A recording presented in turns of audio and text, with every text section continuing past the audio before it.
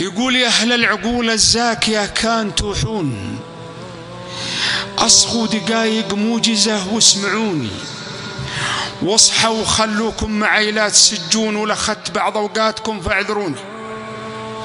كل الهدف لعلكم تستفيدون، واللي حصل عندي خطأ وجهوني، على الآخرة وأهوالها لا تغفلون، وأنا بعد من فضلكم ذكروني. البارحة ليلي هواجيس وحزون، والنوم عيا لا يوالف عيوني، طرى علي الموت والموت مضمون، لقفت عن الدنيا وهلها أضعوني.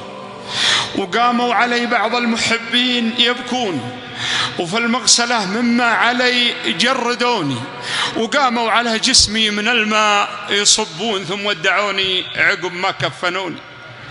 وتواعدوا على الجنازة يصلون، وصفوا وانا قدم اليمام عرضوني، ويوم انصرف وانا مسجى ومركون، فصغوا علي باكتافهم واحملوني.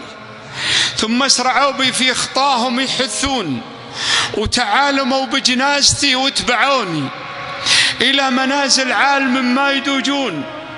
من يوم صادتهم يدين المنوني، دخلتها محمول والناس يمشون على مشارف منزلي، نزلوني ثم خلخلوني لأسفل القبر بالهون، ورخوا علي الأربطة ودفنوني.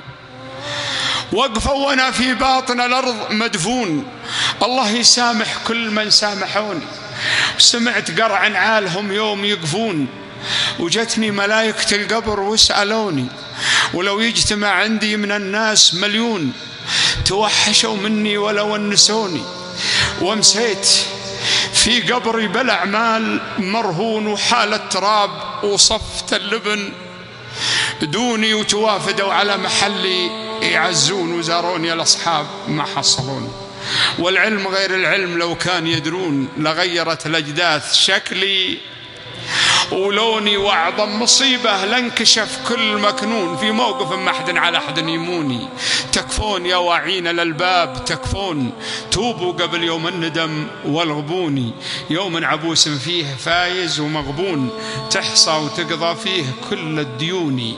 مقدار 50,000 مما تعدون، وكل الشهود بما جرى يشهدوني. والأطفال من طوله وهوله يشيبون، وفي هالولد ينسى حنان الحنوني.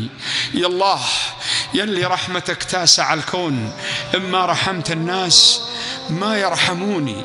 تغفر خطأ عبد بلوزار مشحون، ولي غفرت في كل شيء يهون.